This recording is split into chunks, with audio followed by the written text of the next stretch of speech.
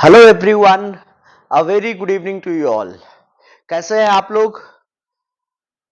कैसी पढ़ाई चल रही है? खूब मन लगा करके पढ़ना है मेरे दोस्तों। My dear students, my dear friends and to all my viewers, you all have to grind in. You all have to put in the best foot forward in order to achieve the success that you have desired for. And I am more than sure that all your ambitions, all your desires will be fulfilled, right, by God's grace.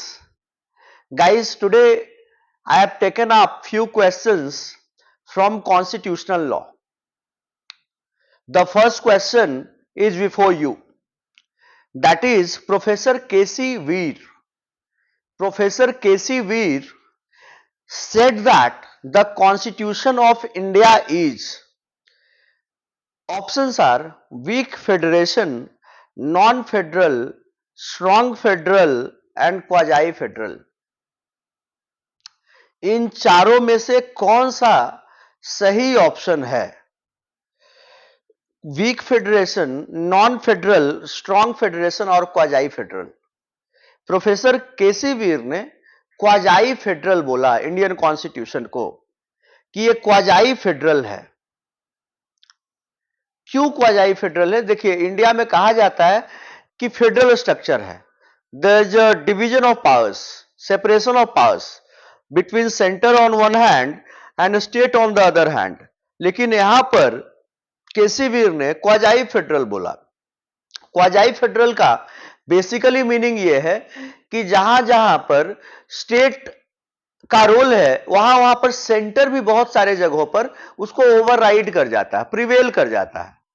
Sir, railway का आप example ले सकते हो, आप defence का example ले सकते हो। आरबीआई है स्टेट में लेकिन कंट्रोल है सेंटर का। तो बहुत सारे जगहों पर आपको दिखेगा कि एक्चुअल में डिवीजन ऑफ पावर्स नहीं है, वहां पर सेंटर प्रिवेल कर जा रहा है। और इसी के कारण से केसी वीर ने क्वाजाई फेडरल बोला। Second question guys, before you, that which of the following does not find a place in the preamble of the Constitution of India? पहला है liberty of thought and expression, दूसरा है economic justice for all, तीसरा है education for everyone, चौथा है dignity of the individual. इसका correct answer है एजुकेशन फॉर एवरीवन। आप देखिए, सारा liberty of thought and expression, belief, worship, ये सब दिया गया है। Justice, economic justice, political justice, social justice दिया गया है।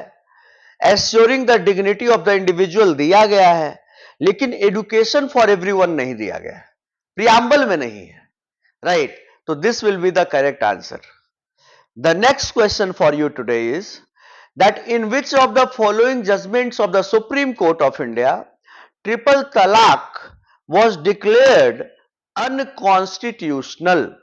आई थिंक इसमें मुझे ऑप्शन बताने की भी जरूरत नहीं है, आप सब लोगों को पता है कि Saira Bano versus union of India, in the case of Saira Bano versus union of India, it was very clearly held by the Honorable Supreme Court that the triple talaq is unconstitutional.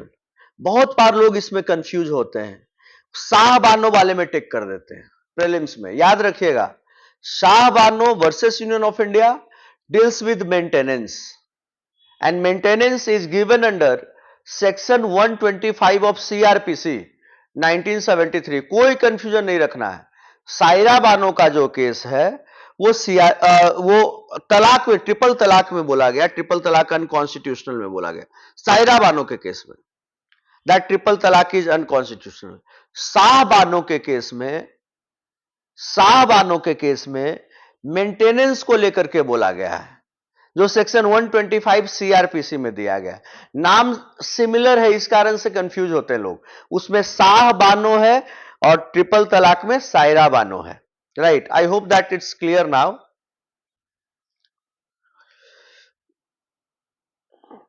Now say the President of India is having the right to promulgate the ordinance That is under which article? Article 123. Under Article 123, the President of India is having the power to promulgate ordinances, and on the other hand, under Article 213, the Governor is having the right to promulgate the ordinances under Article 213. 123 में President का है, 213 में Governor का है. I hope that you have understood these concepts in its totality, right? Guys, stay tuned on our YouTube channel of Chanakya Judicial Academy and Chanakya CLAT classes for all the legally relevant updates and for all the conceptual clarity. Thank you guys. Thank you everyone. Jai Hind.